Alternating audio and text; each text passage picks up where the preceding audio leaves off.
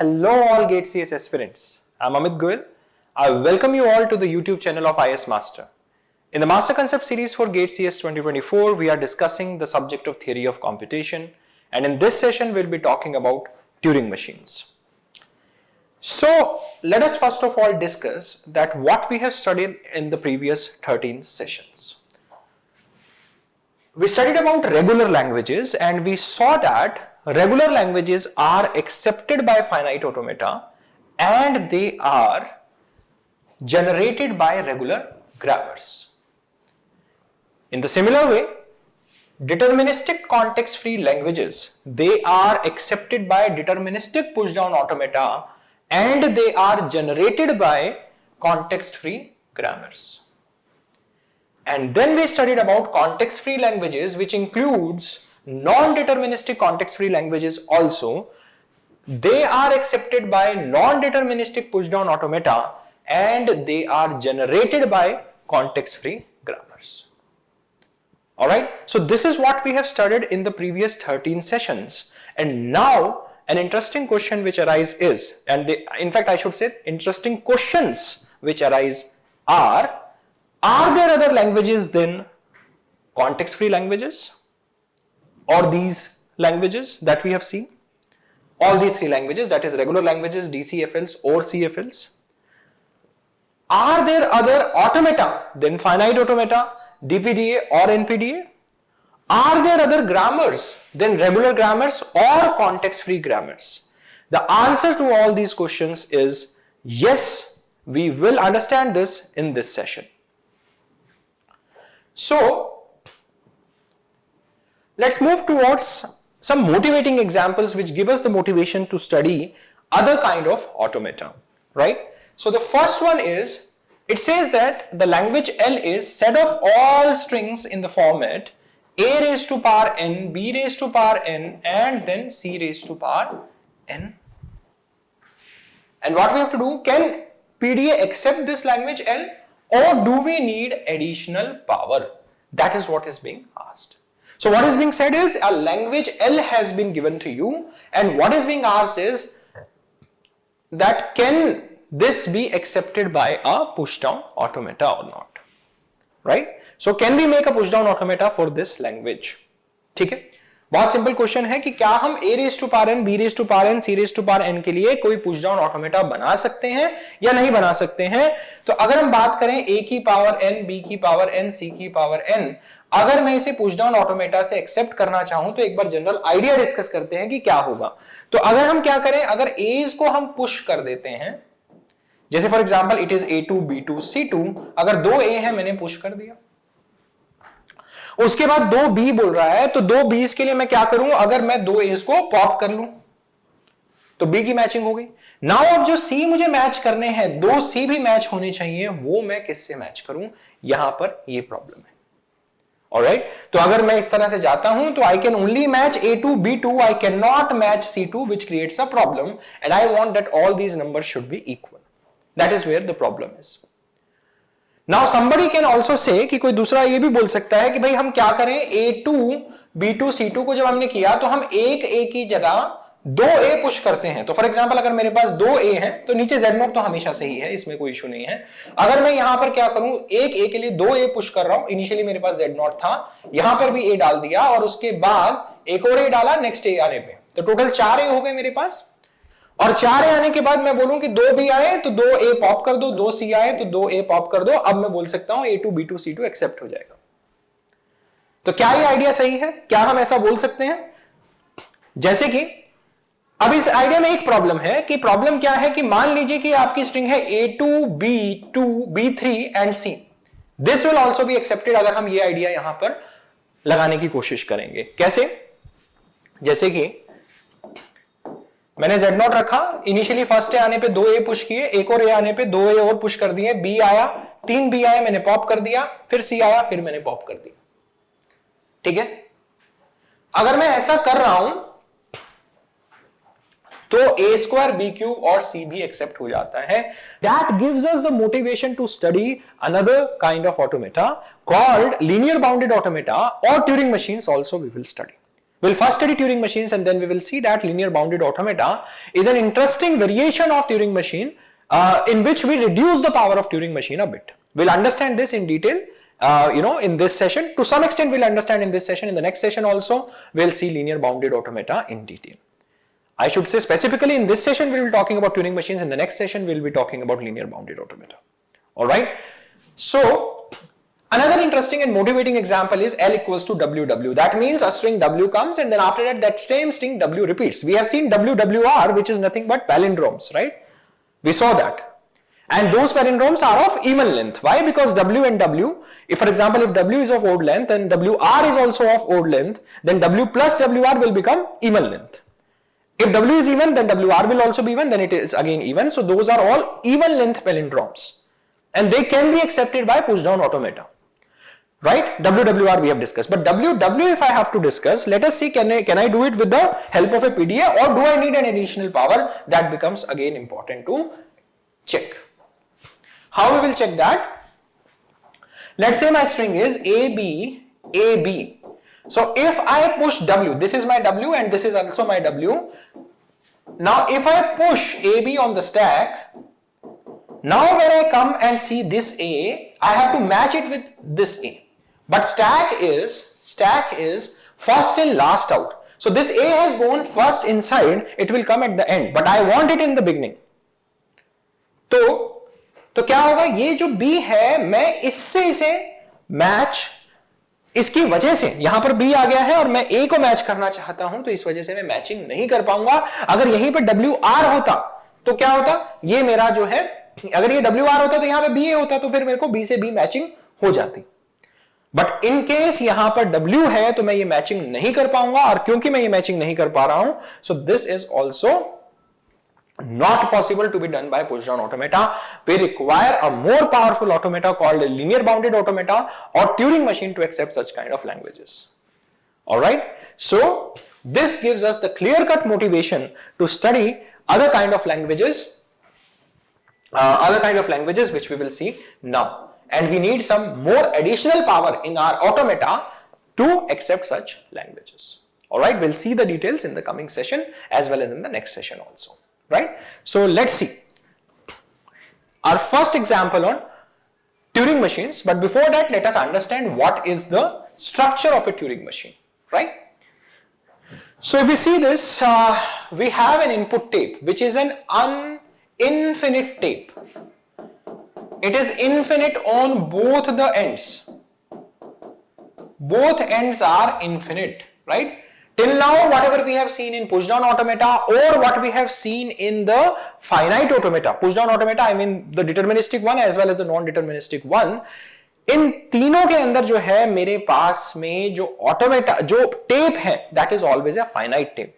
पहली बार ऐसा हो रहा है कि मेरी जो टेप है वो इनफाइनाइट हो जाती है. तो सबसे पहली बात है मेरी जो टेप है वो रहेगी इनफाइनाइट टेप रहेगी. देन उसके बाद मेरे पास में क्या है, रीड राइट हेड है, राइट? ये जो रीड राइट हेड है इसमें अगेन एक वेरिएशन हो गया कि अभी तक मैं सिर्फ रीड कर पाता था टेप से, अब मैं रीड राइट दोनों कर पाऊंगा. तो ये सेकंड मॉडिफिकेशन है, सेकंड तरह से पावर दी. एक तरीके से पावर हमने क्या कर दिया, इसको टेप को इनफाइनाइट कर दिया. फिर मैंने क्या किया, रीड राइट हेड दोनों दे दिए. तो पहले जो है हम सिर्फ रीडिंग कर पाते थे, अब रीडिंग और राइटिंग दोनों कर पाएंगे ये हेड. तो और पावर हमने इसको दी इस ऑटोमेटा को. अब तीसरी चीज मैं इस ऑटोमेटा में पावर कैसे डाल रहा हूं, मैं लेफ्ट और राइट दोनों जा सकता हूं. ठीक है, so left and right both are allowed. I can move in this direction also, I can move in this direction also, and I can move in this direction also with this read write head. And this finite controller is the one which will do all this control, right? So तीन major powers हमने दी Turing machine को. एक तो मैंने tape को infinite कर दिया, head को रीड राइट दोनों बना दिया, और हेड जो है मेरा लेफ्ट और राइट दोनों डायरेक्शंस में मूव कर सकता है. इस वजह ये तीन मैंने इसको एडिशनल पावर्स दी, और अब देखते हैं ये एडिशनल पावर्स देने से ये किस तरह की लैंग्वेजेस को एक्सेप्ट कर पाएगा. ऑलराइट, तो this is the general structure of the Turing machine that we have discussed. Alright, so let's see it with the help of an example. That is, construct a Turing machine for the language L, which accepts set of all strings on the format a raised to power b n b raised to power n. This is the first example of Turing machine which we are discussing. Although you might say that a raised to power n b raised to power n can easily be accepted by push down automata. So why we are making Turing machines? Again हम Turing machine में क्या कर रहे हैं, extra power दे रहे हैं. अगर extra power दे रहे हैं तो जो चीजें पुश डाउन ऑटोमेटा कर पाता है वो तो मैं कर ही पाऊंगा और कुछ एडिशनल चीजें भी कर पाऊंगा. तो मैं क्यों a raise to power n b raise to power n discuss कर रहा हूं, क्योंकि इससे एक ट्यूरिंग मशीन बहुत इजीली आपको समझ में आ जाएगी और फिर हम कॉम्प्लेक्स एग्जांपल्स डिस्कस करेंगे. ऑलराइट, तो let us see an easy example a raise to power n b raise to power n first. तो अब पहले हम इसको समझने की कोशिश करते हैं कि हम कैसे इसे करें. राइट, पहले एक आइडिया बताता हूं and then we will draw the Turing machine for the same. ठीक है, सो आइडिया क्या है, मान लीजिए मेरा जो स्ट्रिंग है वो ए ए बी बी है.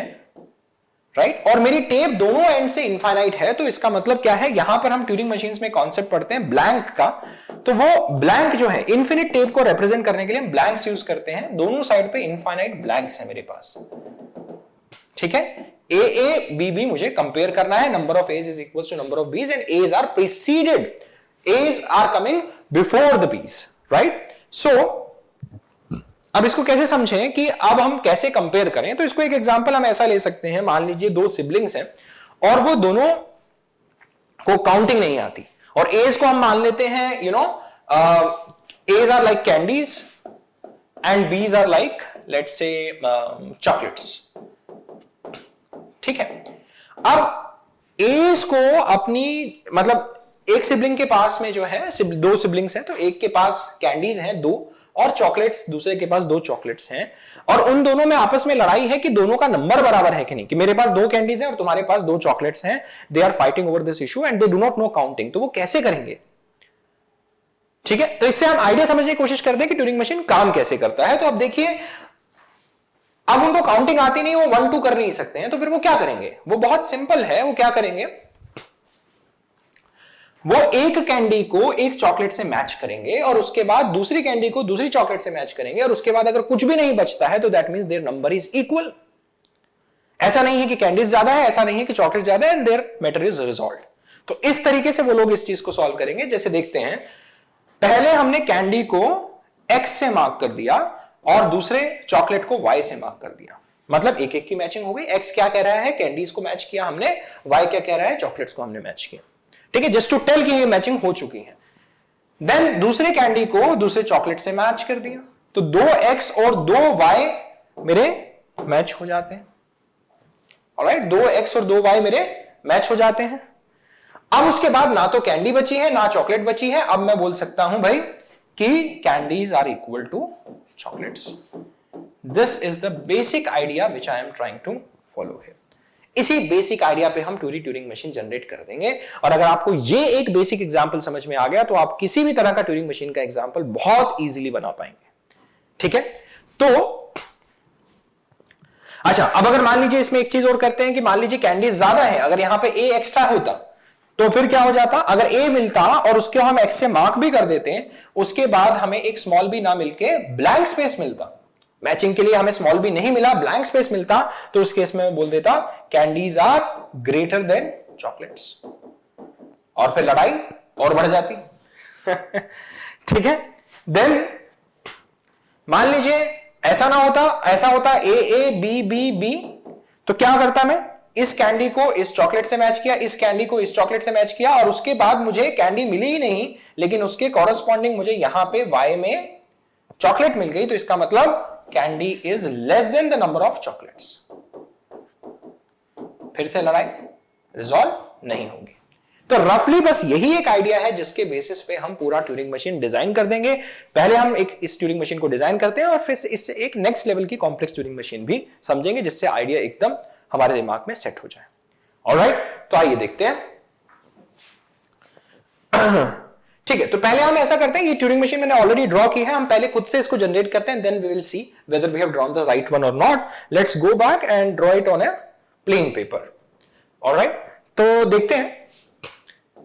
यहां पर हमारे पास में ए ए बी बी, यही एक सिंपल एग्जांपल ले लेते हैं और यहां पर हमारे पास ब्लैंक स्पेसेस है. कभी भी आपको ट्यूरिंग मशीन बनाना है तो आप जो मिनिमल स्ट्रिंग, अब जैसे for example number of candies have to be equal to number of chocolates, the minimal string which exist here is when n is greater than equals to 1 is ab.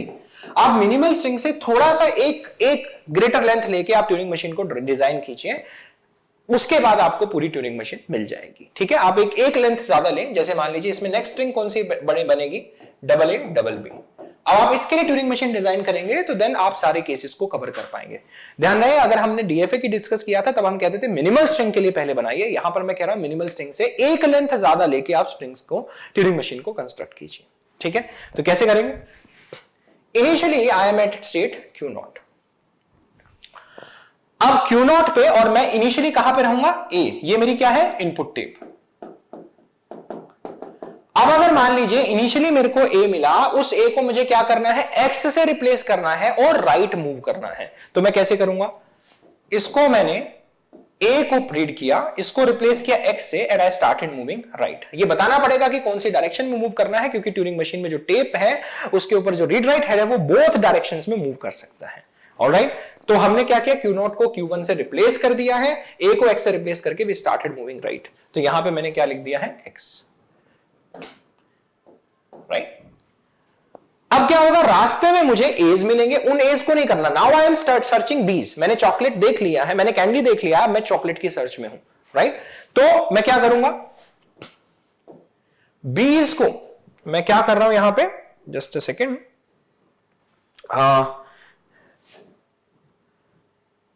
I'll use the same color। मान लीजिए, तो अभी मैं यहां पे क्या कर रहा हूं, मैंने जब भी मुझे A दिखेगा, जितने भी हो सकता है कि और भी कैंडीज हैं, जब भी A दिखेगा मैं उसे A से ही रिप्लेस करता चला जाऊंगा। I will keep on moving right, when I will stop, when I will find a B, I will replace that B with a Y, and then I will keep on moving right और left. I will start moving left now.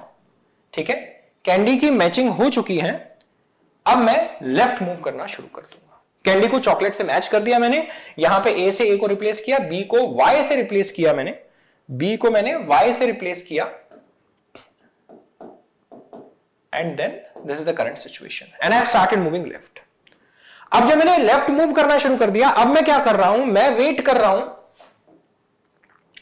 फिर से A find out करने के लिए। But जब मैं रास्ते में, अब मैं पहले A को रिप्लेस करना है मुझे, तो मैं कौन से A को रिप्लेस करूंगा, उस A को रिप्लेस करूंगा जिसके लेफ्ट में X है, बिकॉज उससे पहले, उससे आगे वाले एज तो मैंने बाद में देखने हैं। मैं क्या करूंगा, ये वाला जो A है ये मोस्ट नियरेस्ट टू X है, तो X के राइट वाला जो A है वो मुझे रिप्लेस करना है। पर जब मैं बैक आ रहा हूं तो मुझे रास्ते में एज तो मिलेंगे, A को A से रिप्लेस करके मैं लेफ्ट चला जाऊंगा, और मैं रुकूंगा कब, जब मुझे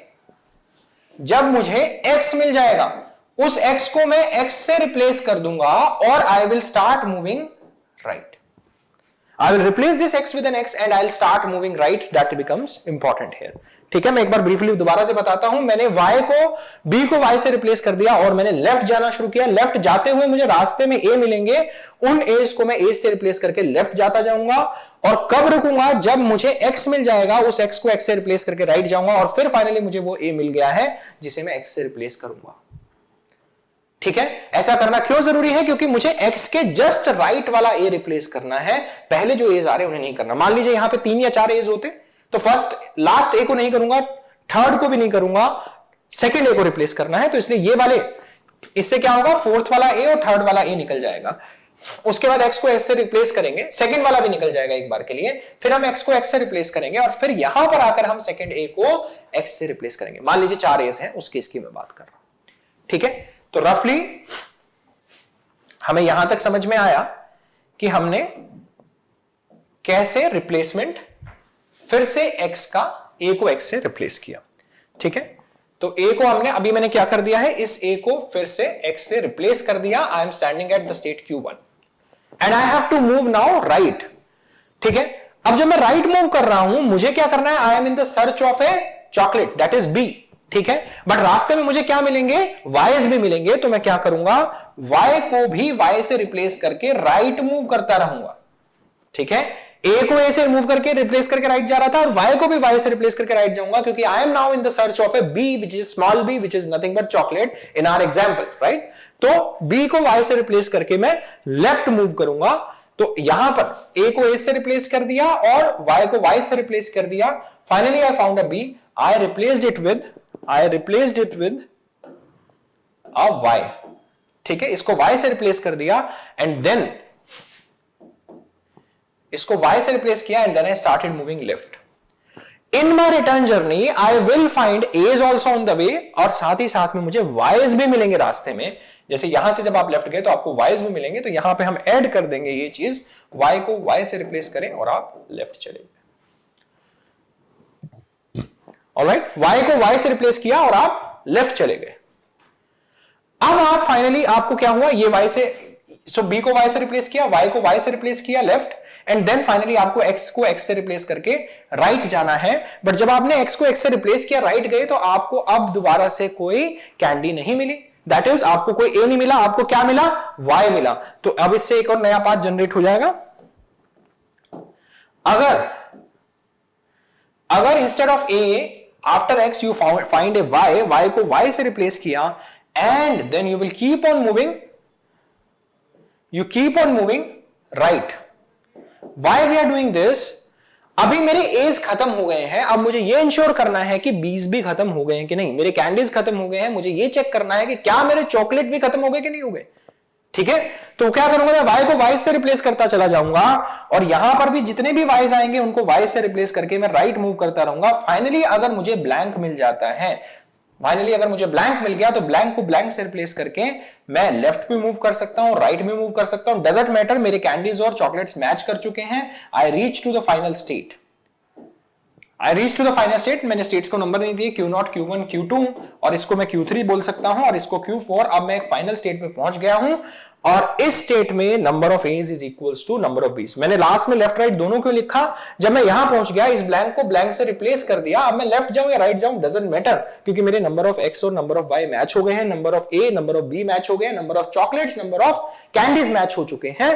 तो अब मैं क्या बोलूंगा कि ये मेरी फाइनल स्टेट है. इस स्टेट में मैं बोल सकता हूं नंबर ऑफ ए जो है, इस स्टेट में मैं बोल सकता हूं कि नंबर ऑफ ए जो है वो नंबर ऑफ बी से मैच कर गए हैं. सिंपल है. तो इस तरह से हम ट्यूरिंग मशीन बनाते हैं. अगर आप इस ट्यूरिंग मशीन को बहुत इजीली ढंग से फॉलो करते चले जाएंगे जिस तरह से हमने बनाया है, तो आप बहुत इजीली ये ट्यूरिंग मशीन बना सकते हैं. अभी आपको ये भी मोटिवेशन समझ में आया होगा कि मैंने एक लेंथ के स्ट्रिंग से ज्यादा लेंथ क्यों लिया, मिनिमल स्ट्रिंग से ज्यादा स्ट्रिंग क्यों लिया, क्योंकि ये वाले जो ट्रांजिशंस हमने लिखे, ये दोनों जब आप लेंथ को एक से ज्यादा लेंगे, मिनिमल से ज्यादा लेंगे, तब आप इस तरह के ट्रांजिशंस को समझ पाएंगे. ठीक है, तो फाइनली जब आप इस स्टेट पे आ जाएंगे, तो ब्लैंक को ब्लैंक से रिप्लेस कर दिया, लेफ्ट या राइट मूव करेंगे Q4 पे, तो अब आप फाइनली बोल सकते हैं मेरे नंबर ऑफ एज और नंबर ऑफ बीज मैच हो चुके हैं. तो इस स्टेट में मेरे क्या है, नंबर ऑफ ए और नंबर ऑफ बी दोनों मैच कर रहे हैं.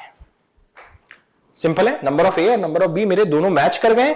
अब बाकी के स्टेट्स में क्या हो रहा है, वो एक थोड़ा सा एक जो है दिमाग में आइडिया होना चाहिए कि क्या हुआ, बाकी के स्टेट्स में किस तरह की पॉसिबिलिटीज हैं. राइट, तो पहले एक बार उसको समझने से पहले हम एक थोड़ा सा क्लीनर और नीटर डायग्राम देख लें. क्या हमने जो बनाया है वो बिल्कुल वैसा ही है, लगभग इसी तरह से हमने भी बनाया. यू कैन सी स्टेट्स के नंबर भी सेम ही तरीके से हमने दिए हैं. Right, Q0, Q1, Q2, Q3 and Q4, and if you observe we have made exactly the same thing. Alright, this is your Turing machine for A raised to power n, B raised to power n. अब हम बात कर रहे थे हर state के meaning की, कि हर state में क्या हो रहा है. अगर हम बात करें इस स्टेट में A is equals to B, मान लीजिए अगर हम बात करते हैं कि A is less than B, वो कहां पे होगा. अभी हमने A equals to B के लिए बोल दिया Q4 है. अगर A is less than B है तो हमारी स्ट्रिंग क्या होगी, A A B B B. अगर ऐसी स्ट्रिंग है तो मेरे पास क्या होगा, तो मैं क्या करूंगा, पहले A को X से रिप्लेस कर दूंगा, B को Y से कर दूंगा, दूसरे A को X से, B को Y से, और I will come back to this state Q0 and I am in search of A की बजाय मुझे क्या मिलेगा, Y मिलेगा. मेरे को A की बजाय क्या मिलेगा, Y मिलेगा. यहां पे भी Y, यहां पे भी Y है, Y को Y से रिप्लेस करता जाऊंगा. And instead of finding a blank I found an another B. Blank की बजाय मुझे क्या मिल गया, स्मॉल b. और अगर ब्लैंक की जगह स्मॉल b मिला है तो मैं क्या बोल सकता हूं कि नंबर ऑफ बीज मेरे A से ज्यादा है. तो मैं क्या बोलूंगा, यहां पे अगर मैं स्टक हो जाता हूं, if I get stuck over here, then A is less than B. A is less than B. ठीक है. इन जनरल ट्यूरिंग मशीन में जब आप स्टक हो जाते हैं, बिकॉज ट्यूरिंग मशीन में जो मेरा हेड है वो लेफ्ट और राइट दोनों मूव कर सकता है, तो कैसे पता लगेगा हमें रुकना है? वहां पे आप रुकेंगे कब? जब आपको एक स्टेट पे जाने के बाद आगे कोई भी कॉन्फ़िगरेशन दिख ही नहीं रहा है, तब आप बोलेंगे कि भाई मेरी ट्यूरिंग मशीन पे मैं यहां पे आके रुक गया हूं। हॉल्ट कब करेंगे? जब जैसे फॉर एग्जांपल क्यू, जब a इक्वल्स टू बी था, मैं Q4 पे आया, कोई ट्रांजिशन डिफाइंड ही नहीं है, तो I will be halting there. ठीक है, यहां पे वो कॉन्सेप्ट नहीं है जब हम बात करते थे फाइनाइट ऑटोमेटा की, पुश डाउन ऑटोमेटा की, या non deterministic push down automata की, या एनएफए की, या डीएफए की, या एप्सिलॉन एनएफए की। हर जगह पर हमने ये बोला कि the trace should reach the final state, right? हम हर जगह पे यही बोल रहे थे, the trace should reach the final state, और उसमें हम ये बोलते थे कि हमारी स्ट्रिंग जो है वो खत्म हो जानी चाहिए। यहां पे क्या है कि यहां स्ट्रिंग खत्म होने का कॉन्सेप्ट नहीं है। यहां पे कॉन्सेप्ट क्या है? स्ट्रिंग खत्म होने का बिल्कुल भी कॉन्सेप्ट नहीं है, क्योंकि स्ट्रिंग तो हमारी टेप इनफाइनाइट है, तो यहां पे स्ट्रिंग के खत्म होने का बिल्कुल भी कोई पॉइंट नहीं है। यहां पर पॉइंट यह है कि जब आप फाइनली किसी स्टेट पे जाके रुके, राइट, जैसे आप Q4 पे रुके इस केस में, यहां पर Q3 पे रुके, तब आपके पास कोई कॉन्फ़िगरेशन ना हो, तो जिस कॉन्फ़िगरेशन पे कोई ट्रांजिशन डिफाइंड ना हो, और जब वहां पे ट्रांजिशन डिफाइंड नहीं है, तो you will be stopping at that state. अगर आप फाइनल स्टेट पे रुके हैं तो आप क्या बोलेंगे कि भाई स्ट्रिंग इज एक्सेप्टेड। अगर आप नॉन फाइनल स्टेट पे रुके हैं तो आप बोलेंगे string is not accepted.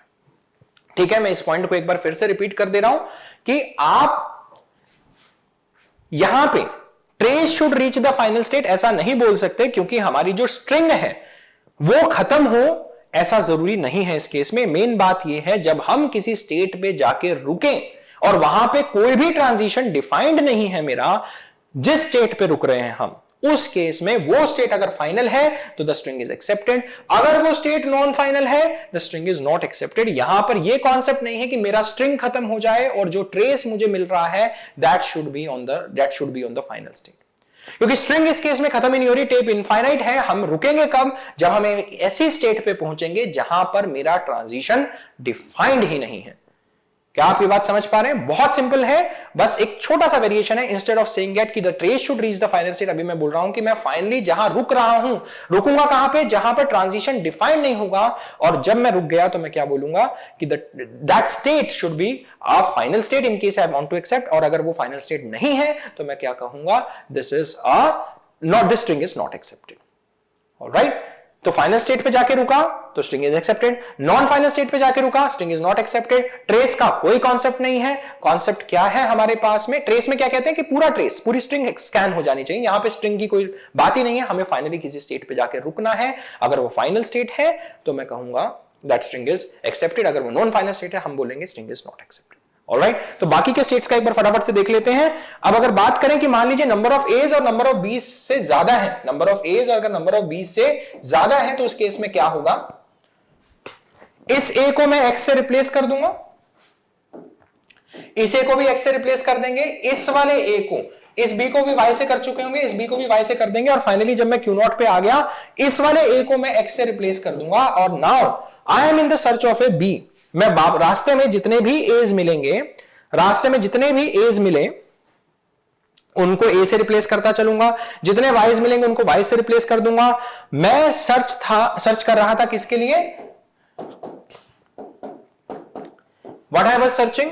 I was searching कि मेरे को एक स्मॉल बी मिले। स्मॉल बी मिला नहीं, मेरे को क्या मिला finally? Capital b, which is nothing but a blank. Small b की बजाय मुझे कैपिटल बी मिला। I will be stuck at this state and this state will represent a is greater than b. This state will represent a is greater than b. इस state पे जाके मैं stuck हो जाऊंगा। ठीक है, क्यू नॉट पे अगर मैं स्टक होता हूं तो वो कब स्टक होऊंगा? क्यू नॉट पे कब स्टक होऊंगा?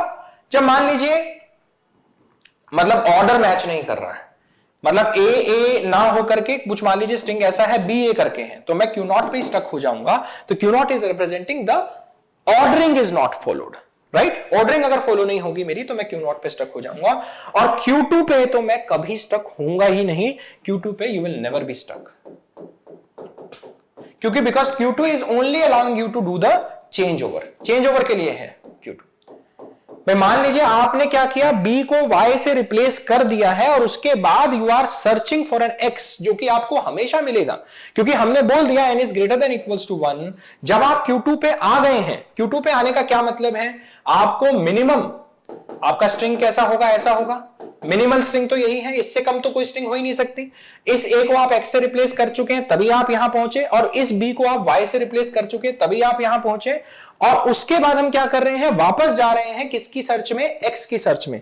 ठीक है, जब वापस जा रहे हैं तो रास्ते में आपको y's मिलेंगे, हो सकता है कुछ a's भी मिले अगर इससे स्ट्रिंग बड़ा है, और उसके बाद आपको x डेफिनेटली मिलेगा। क्यों नहीं मिलेगा x, क्योंकि जब आप यहां पहुंचे हैं तो आप इस a को x से रिप्लेस करके ही पहुंचे हैं। अगर आप इस a से x को रिप्लेस करके पहुंचे हैं तो रिटर्न जर्नी में आपको x डेफिनेटली मिलेगा, तो आप कभी भी Q2 पे स्टक होगे ही नहीं। ये बात आ रही है समझ में, ये बात आ रही है समझ में। दोबारा से मैं बोलता हूं कि जब आप Q2 पे पहुंचे तो आप एटलीस्ट एक a को x से रिप्लेस करके ही पहुंचे हैं, अदरवाइज आप वहां पहुंचते ही नहीं। और जब आप रिटर्न आ रहे हैं तो आपको ये x वापस तो मिलेगा ही मिलेगा, तो Q2 पे स्टक होने का सवाल ही नहीं होता। ठीक है, Q2 पे पहुंचने के लिए आपने मिनिमम एक a को x से रिप्लेस किया होगा, और उस रिटर्न जर्नी में आपको वही x वापस से मिलेगा, तो Q2 पे you will never be stuck. ठीक है, तो अब क्लियर हो गया ये ट्यूरिंग मशीन। इस ट्यूरिंग मशीन में हमने क्या देखा, अगर a इक्वल टू b है तो आप Q4 पे स्टक होंगे, a is less than b है Q3 पे स्टक होंगे, a is greater then b है Q1 पे, और अगर ऑर्डर फॉलो नहीं होता है तो Q0 पे, और Q2 पे आप कभी भी स्टक नहीं होंगे। ऑलराइट, तो इस तरह से हम इस ट्यूरिंग मशीन को बहुत इजीली डिजाइन कर सकते हैं। ऑलराइट, बहुत सिंपल है, एक बार अगर आप इसको खुद से डिजाइन कर लेंगे तो ये आइडिया आपके दिमाग में सेट हो जाएगा। बहुत बहुत सिंपल है, just have to do a little bit of practice. Alright, अब एक थोड़ा सा कॉम्प्लेक्स ट्यूरिंग मशीन अगर हमें डिजाइन करना है, then we will see a raise to power n, b raise to power n, c raise to power n। इस case में हम क्या करें, construct a Turing machine for the language L which accepts set of all strings in the format a raised to power n, b raised to power n such that a raised to power n, b raised to power n, c raised to power n, मतलब such that n is greater than equals to 1। मतलब अब मेरा c भी आ गया, तो अब मैं क्या करूं, सिंपल है, चॉकलेट है, कैंडी है, मान लीजिए कुछ और भी है, स्वीट है, लेट्स से स्वीट। तो अब इस केस में जैसे मान लीजिए एक स्ट्रिंग आएगी a a b b c c, last में ब्लैंक स्पेसेस हैं, तो आप क्या करेंगे, a को x से रिप्लेस करेंगे, इस b को y से, इस c को z से, देन इस a को x से, इस b को y से, इस c को z से। फाइनली आपको a b और c सारे खत्म हो गए। इस केस में आप बोल देंगे a is equals to b is equals to c and you will accept the string। This is the general idea on which you will make this automata, on which you will make this Turing machine। ठीक है, alright, simple है, बिल्कुल basic idea है, कोई change नहीं है। इसी idea पे आप इसको जनरेट कर सकते हैं और आपका ट्यूरिंग मशीन फाइनली कैसा दिखेगा, इस तरह से दिखाई देगा। ठीक है, यहां मैं a को x से रिप्लेस कर रहा हूं, b को y से रिप्लेस कर रहा हूं, c को z से रिप्लेस कर रहा हूं। ये बीच में जो भी ट्रांजिशंस, जो भी सिंबल्स दिखेंगे मैं उनको उसी सिंबल से रिप्लेस करते हुए चलूंगा। और बेसिकली अगर मेरा a b और c सब मैच हो गया, यहां पर क्या हो गया, अब मेरे एज खत्म हो गए। एज खत्म होने के बाद अगर मुझे y भी खत्म, b भी खत्म है, मेरे को y's ही मिल रहे हैं और z ही मिल रहे हैं, कोई b और c में से कोई नहीं बचा है। फाइनली आई विल से a raised to power n, b raised to power n, c raised to power n gets accepted in this state Q5। ठीक है, मैं बहुत डिटेल में फिर से नहीं एक्सप्लेन कर रहा हूं, आप इजीली से जनरेट कर सकते हैं, आप खुद से इसे जनरेट कीजिए और मैच कीजिए इससे, you will get the idea. Still if there are doubts you can write down in the comment box, I discuss there. Alright, तो अब हम इसका हेप्टाटपल देखते हैं ट्यूरिंग मशीन का। सो it is represented by a heptatuple. So the Turing machine is represented by a heptatuple. What is the heptatuple? Q, sigma, delta, Q naught, F, B and tau or gamma, whatever you want to say it, I say it tau, right? So what is Q? The same thing, that is the finite set of states. The set of states has to be finite only, because if the set of states is infinite, we have discussed this multiple times, then we will not be solving any problem, right? So we wanted to solve the infinity problem of the languages, and then if our states are also infinite, then we are recreating the same problem, right? The set of states has to be finite, this representation has to be finite, so that an infinite language can be represented using a finite representation. All right, so So this is the finite set of states. In our case, the example that we have discussed, we had some 5 states: Q0, Q1, Q2, Q3 and Q4. All right. So these are the finite set of states that we had. So let's see this. What were the states in our example? This one, right? A raised to power n, b raised to power n, Q0, Q1, Q2, Q3 and Q4. Q4 was our final state. We'll see that also. Sigma. So I'm taking the simpler example, a raised to power n, b raised to power n, so that you can we can explain it in a simpler way, right? Sigma is basically our alphabet. So what was the alphabet? A raised to power n, b raised to power n. So therefore A and B were the part of the alphabet, right? These are the symbols. Again, alphabet is always finite, that we have already discussed. Delta we'll discuss. Now next comes Q0, the initial state. In our case it is Q0 only. Then F is basically the set of final states, right? So it can be more than one also, but it will always be a subset of Q, right? So in our case, there was only one final state, that was Q4. Now B is basically your blank symbol. We discussed that the tape is infinite from both the ends. So B becomes your blank symbol. So tape जो है मेरा infinite है दोनों end से, right? दोनों end से infinite है, तो उस infinity को represent करने के लिए कि जहां पर कुछ भी नहीं है वहां पर हमारे पास में क्या है, blank symbol है. Then comes gamma or tau. That is basically your tape alphabet. This will also be a finite set of symbols. अब हम बात करें टेप अल्फाबेट की, तो मतलब टेप के ऊपर जो भी कुछ लिखा है वो सब के सब क्या है, टेप अल्फाबेट है. तो अगर मैं बात करूं टेप के ऊपर, हमारे पास सिग्मा तो डेफिनेटली ही होगा, राइट? अगर हम टेप की बात करें, अगर हमने उस टेप को देखा तो लेट्स गो बैक. अगर हम टेप को देखें तो देखिए हमारे पास टेप पे एट अ टाइम हमारे पास ए भी रहता है, हमारे पास टेप पे बी भी रहता है, हमारे पास टेप पे कैपिटल बी भी रहता है, टेप पे एक्स भी रहता है, टेप पे वाई भी रहता है. तो मतलब ये सारे के सारे मेरे क्या हो गए, टेप अल्फाबेट हो गए. तो let's see this. So tape alphabet में क्या आएगा, एक तो सिग्मा आएगा, यूनियन बी और यूनियन साथ में हमारे पास में चेंज्ड अल्फाबेट. चेंज्ड अल्फाबेट कौन कौन हो गया हमारे केस में, एक्स और वाई.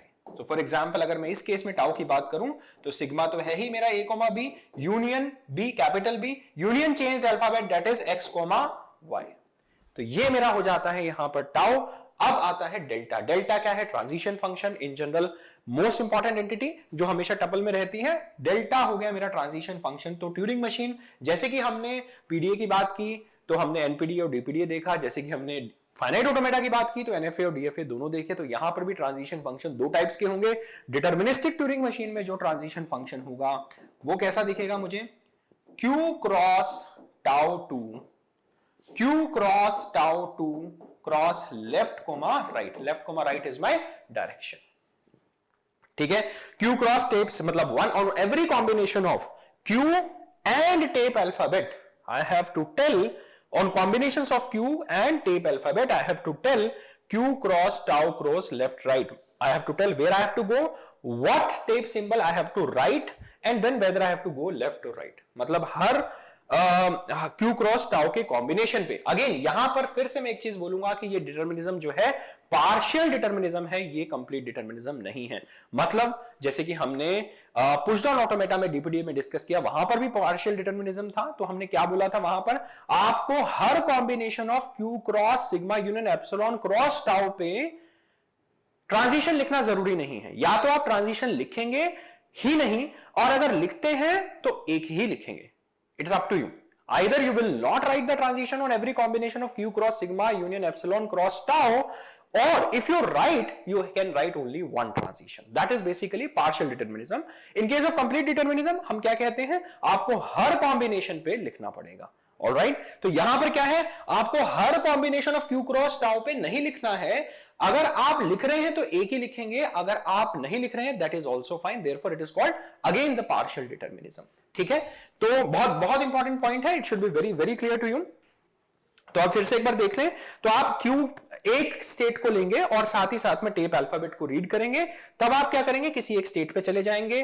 टाउ का मतलब क्या है, किसी उसी स्टेट पे जो सिंबल आपने रीड किया है उसको आप रीराइट करेंगे टाउ से, जो एक नया सिंबल लेंगे, कोई भी सिंबल हो सकता है जो कि टेप अल्फाबेट में लाई करता है, and then either you will go left और यू विल गो राइट। तो एक बार हम पहले वहां पे देख लेते हैं कि हमने अभी तक जो बनाए हैं वो सारे डिटरमिनिस्टिक ट्यूरिंग मशीन्स हैं। तो देखते हैं, हमने जैसे a raise to power n b raise to power n पे बनाया था, तो यहां पर अगर हम देखें delta of Q not comma A, we have read the symbol A, मैं क्या करता हूं, I go to Q1, so this was my part of Q cross tau, so I took one state and one tape alphabet. I am going to the state Q1 is my state on which I am going, right? Then I am replacing A with X, I will write X here, and then I am going right, so therefore Q1 XR. So this is how you will write all the transitions, right? This is one example. Alright, तो आप Q1 Q0 पे A read करने पे you go to Q1, you replace A with X and you go right. So this is how you write.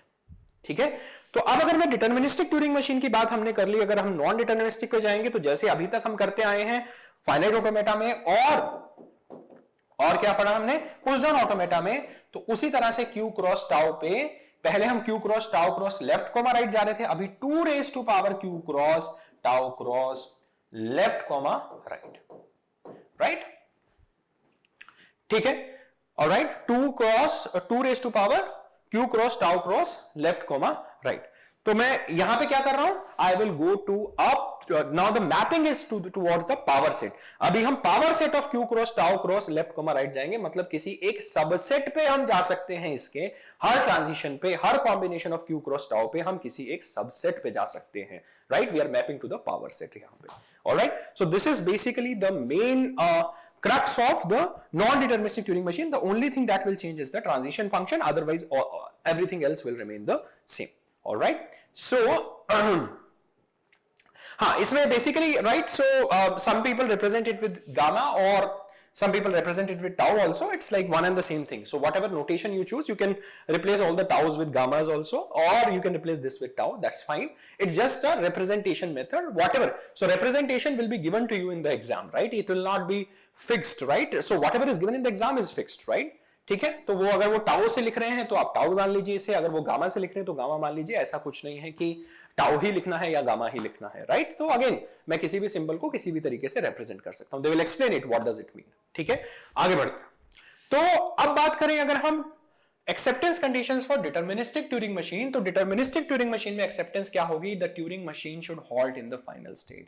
बहुत important है। अब मैं trace की बात नहीं कर रहा हूं, ट्रेस तो क्या होता है, जो मुझे स्ट्रिंग देती है, जब मेरी स्ट्रिंग खत्म हो जाएगी ट्रेस खत्म हो जाएगा।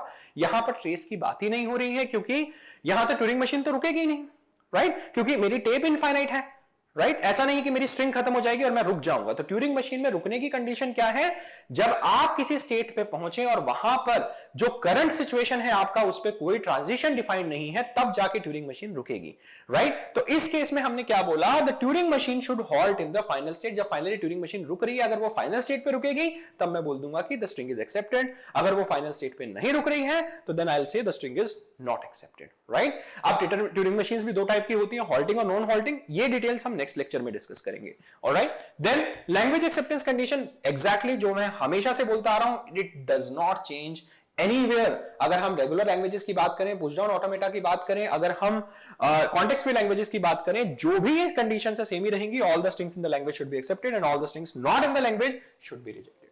अगर मैं नॉन डिटरमिनिस्टिक ट्यूरिंग मशीन पे चला जाऊंगा, लैंग्वेज एक्सेप्टेंस कंडीशन में कोई चेंज नहीं है। All the strings in the language should be accepted and all the strings not in the language should be rejected, exactly same. लेकिन किसमें चेंज आएगा, स्ट्रिंग एक्सेप्टेंस कंडीशन में। स्ट्रिंग एक्सेप्टेंस कंडीशन क्या हो जाएगी, the Turing machine should halt in the final state in at least one of the paths. किसी एक path में आपकी ट्यूरिंग मशीन हॉल्ट करके फाइनल स्टेट पे पहुंच जानी चाहिए। ये हो जाएगी मेरी string acceptance condition. The Turing machine should halt in the final state in at least one of the paths, right. तो अब इस पे क्वेश्चंस किस तरह से आते हैं, अगेन अब इसमें एक ही टॉपिक बच जाता है कि एक हॉल्टिंग ट्यूरिंग मशीन होती है और एक हो जाती है मेरी नॉन हॉल्टिंग ट्यूरिंग मशीन। ये हम डिस्कस करेंगे नेक्स्ट सेशन में। But what is more important to understand here is that the power of a non-deterministic Turing machine is equivalent to the power of deterministic Turing machine, right? जैसे कि हमने NFA और DFA में देखा, वहां पर power same थी, NPD DPD में पावर अलग थी, लेकिन ड्यूरिंग मशीन्स के अंदर पावर सेम रहती है। और इसका proof, this proof is beyond the scope of the GATE syllabus as well as the undergrad education. So इसमें आपको इस पे वरी करने की जरूरत नहीं, इसका प्रूफ इंपॉर्टेंट नहीं है, आपको ये पता होना चाहिए पावर सेम है, दैट इज इंपॉर्टेंट। ऑलराइट, सो और पावर क्या चीज है? पावर ये है कि आप कितने लैंग्वेजेस को एक्सेप्ट कर पाते हैं, that is your power, right? तो जितने languages deterministic Turing machine accept कर पाएगी, उतने ही language non deterministic Turing machine भी कर पाएगी। Power is basically the number of languages an automata can accept, right? A machine can accept, that is basically called the power. We have discussed it multiple times. All right, now finally questions किस तरह से आते हैं? They can ask you the language of the Turing machine, they can ask you the Turing machine for the given language, and they can also ask you the missing transitions. They can make the Turing machine, they can ask you what should I write on that particular transition. ठीक है, तो ये basically 3 type से questions हमारे पास में Turing machine से आ सकते हैं, जितना अभी तक हमने इससे पढ़ा है। ऑलराइट, सो अगर हम ट्यूरिंग मशीन्स की बात करें तो थ्योरी जो है इतना ही है। हमें क्या क्या पता होना चाहिए? हमें पता होना चाहिए ट्यूरिंग मशीन को बनाने का मोटिवेशन, उसका स्ट्रक्चर, कैसे उसे बनाया जाता है, एक बेसिक एग्जांपल आपको समझ में आना चाहिए, राइट? देन उसके बाद आपको उसका हेप्टाटेबल समझ में आना चाहिए। What is the heptatuple? Q, sigma, delta, q not, f, b and tau, right? ये बेसिक हमारे पास में हेप्टाटेबल रहता है। और डिटर्मिनिस्टिक ट्यूरिंग मशीन और नॉन डिटर्मिनिस्टिक ट्यूरिंग मशीन की पावर सेम है, सिर्फ उनका डेल्टा में डिफरेंस आता है। डेल्टा क्या हो जाएगा? डिटर्मिनिस्टिक ट्यूरिंग मशीन के केस में डेल्टा रहेगा Q cross tau to, Q cross tau cross left slash right. And अगर हम बात करें नॉन डिटर्मिनिस्टिक ट्यूरिंग मशीन की, तो उसमें डेल्टा क्या रहेगा? Q cross tau to 2 raised to power q cross tau cross left and right. That is basically your transition function. This is how the transition function changes, but I have clearly told you the powers are exactly same. Then you should know the language acceptance conditions in both of them, and they should also know the string acceptance conditions. Finally, you should know the kinds of questions that are asked, that is the language of the Turing machine, the Turing machine for the given language, and then the missing transitions. That's all. That's all the theory that we have in Turing machines. Rest is all about practice. We have discussed it, right? Okay, so that's all about this session, guys. We have already talked about finite automata. We have already talked about regular expressions. We have talked about grammars. We have talked about pushdown automata. Then in this lecture, we discussed Turing machines. In the next lecture, we will complete the topic of Turing machines. We'll talk about halting and non-halting Turing machines. And we will also talk about linear bounded automata, right? And these are the details for the next few sessions. Right? So that's all about this session, guys. I'll see you guys in the next session. Thank you so much.